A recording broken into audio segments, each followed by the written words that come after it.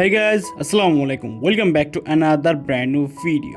So guys, আজকে আমি আমার এই অ্যাকশন ক্যামেরাটা সারাতে যাব। তো এটা হচ্ছে গোপ্রো হিরো 7 ব্ল্যাক, যেটা আমি আজ থেকে 3 বছর আগে কিনেছিলাম।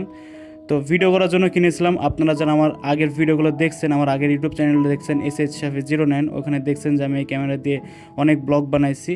তো ক্যামেরাটা নষ্ট হয়ে গেছিলো, তো আজকে আমি ঢাকাতে আসছি অ্যান্ড এটা আমি সারাতে যাবো। অ্যান্ড ভাই কী পরিমাণ জ্যাম ভাই, লেক টাউনের সামনে দিয়ে যাচ্ছি ভাই, অ্যান্ড দেখেন কি পরিমাণ জ্যাম।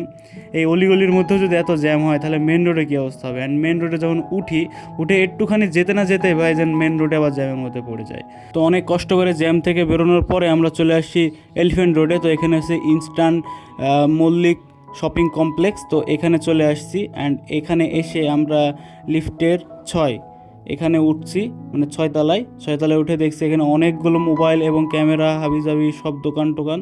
তো এই হচ্ছে সেই শপিং মলের 6 তলা থেকে নিচের ভিউ। অ্যান্ড এখানে অনেক সুযোগ সুবিধা আছে, অনেক সুন্দর একটা শপিং মল এটা।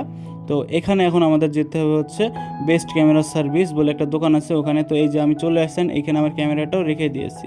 তো আঙ্কেল হচ্ছে একটু দেখে শুনে একটু দেখছিলেন যে বিষয়টা আসলে কী। আর এখানে দেখছি অনেকগুলো ক্যামেরা।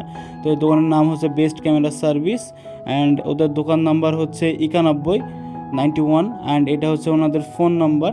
তো এটা আমি আপনাদের দেখাই দিলাম। তো আঙ্কেল কিছুক্ষণ ক্যামেরাটা দেখার পরে আমাকে জানায় যে এটা হচ্ছে গোপ্রো হিরো 7, যেটা হচ্ছে একটু ওল্ড হয়ে গেছে, অনেকখানি ওল্ড হয়ে গেছে, যেহেতু এখন 13 না 14 চলে।